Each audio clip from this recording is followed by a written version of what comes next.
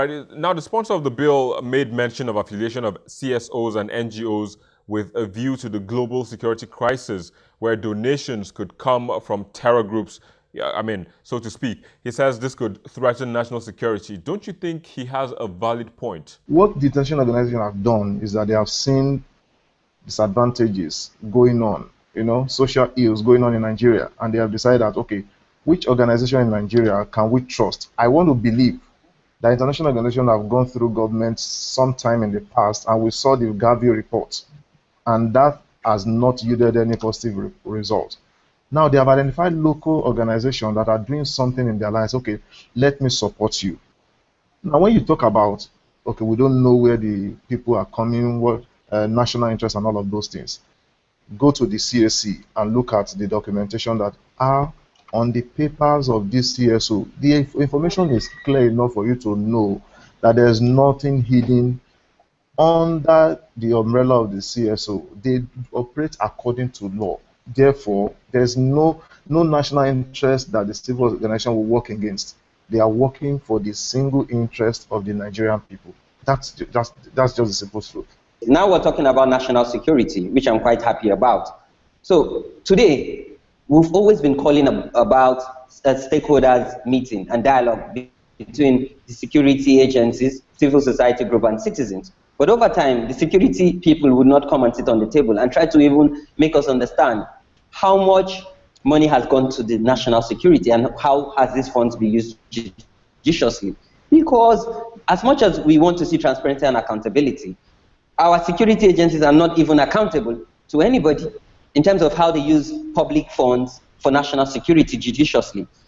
The civil society group that are registered in Nigeria, all the documentation are with CAC. It's very simple, and we have the Freedom of Information Act. And besides, these are lawmakers. They can easily write to CAC to provide them documentation of registered non-governmental organization in the country. And they can as well reach out to the Federal Inland Revenue Services to say, can you tell us civil society group that have not declared their taxes and who have not paid their taxes over time? Then you can find them wanting. But again, it's really in our democratic dispensation. We're talking about regulating an independent group that amplifies the voices of people at the grassroots.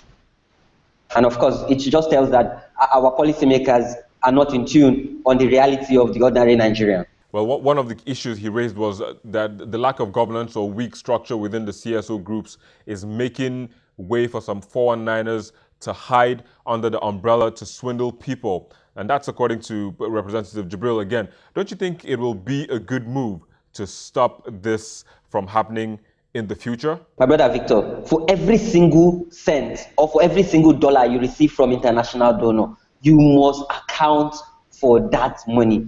Beyond you accounting, the donor now, what we have now is they send independent auditors to come and verify how you use their funds.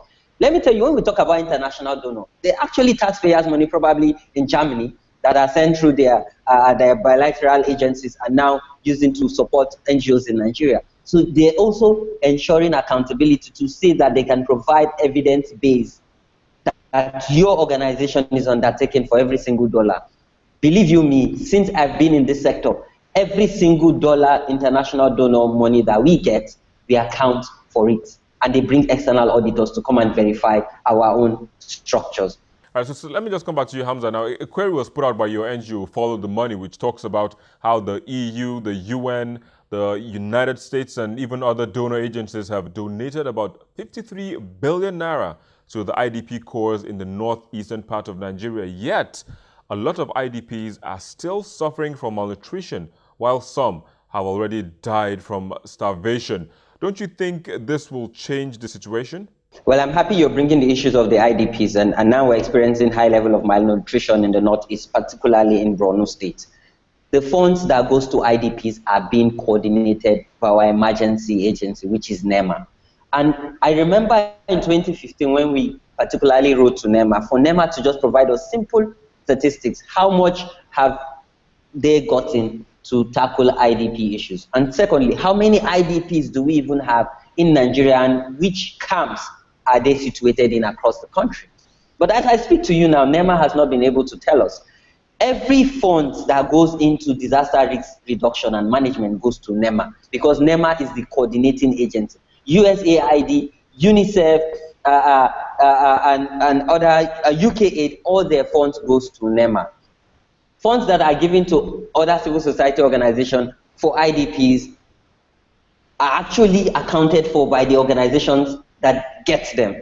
But for the 53 billion, all these funds went to IDP. And of course, if you start regulating organizations like Follow the Money, other case Budget, and other organization that looks at government expenditures and public expenses, how would we be able to independently amplify the voices of these people who are meant to benefit from government intervention?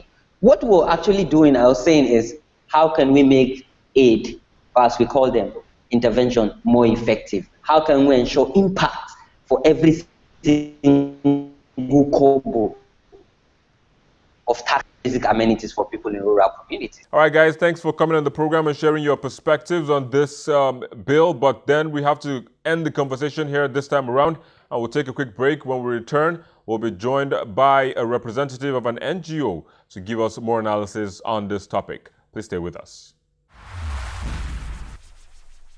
Welcome back. We're now being joined by Jola Ayaya. She's a member of Stand to End Rape, STIR. It's an NGO which finds succor for victims of rape and also put behind bars those who perpetrate the act. Jola, it's a pleasure to have you on the program. It's wonderful to be here, Victor. So do you think NGOs need to be regulated? I do. I think NGOs need supervision. I think NGOs need a watchdog, as do most companies or organizations in society. That's how society functions. However, when it seems like there are more barriers being put up to block as opposed to aid or weed out fraudulent activity, that is when there seems to be a problem. Also, when there seems to be the idea that NGOs, regardless of the sort, or organizations of any sort, are being gagged, or there's the possibility of their voices being stifled or their work being disturbed, that is where you see organizations having a huge problem. So by barriers and being gagged, you're talking about the NGO bill presently being considered in the House of Representatives. Exactly. What exactly is your grasp with that bill? Okay. It's a bill that is supposed to weed out, like you said, the fraudulent activities. Exactly. So what's your why do you have a problem with it? The first issue I have with it is its increased bureaucracy. No one likes the idea of excessive government interference. And so increased bureaucracy means you have more papers to push through to get simple things done. Take, for instance, with this bill, the NGO bill, there's going to be a new body created. There's going to be a board. There's going to be a commission. That's more and more people who may or may not have the requisite skills or abilities or time needed to go through thousands and thousands and thousands of NGOs. The screening time is about 3 months, and then if they refuse your application, you go back and you have a 3-month period again. Within this time, people need help. And NGOs are not, they don't come out of nowhere. They're not created for nothing. They are the stopgap between the family unit and the government. Where things go wrong, that's where NGOs have the cause to create respite for people who need help. And so with increased bureaucracy, increased loopholes and things to jump through, there's more time between, you are creating more time between when people seek help and when they get help. And that's not something anyone is interested in. Further on, having to submit each and every project you want to do and have it go through different ministries, and how is that going to work? In what time frame? Is this a 24-hour turnaround? Is this an 8-hour turnaround? Because to be quite frank with you, anything more than that is quite dire, because a lot of the people that NGOs are helping have urgent needs, and we don't have the time, and Nigeria doesn't really have the resources for a new body.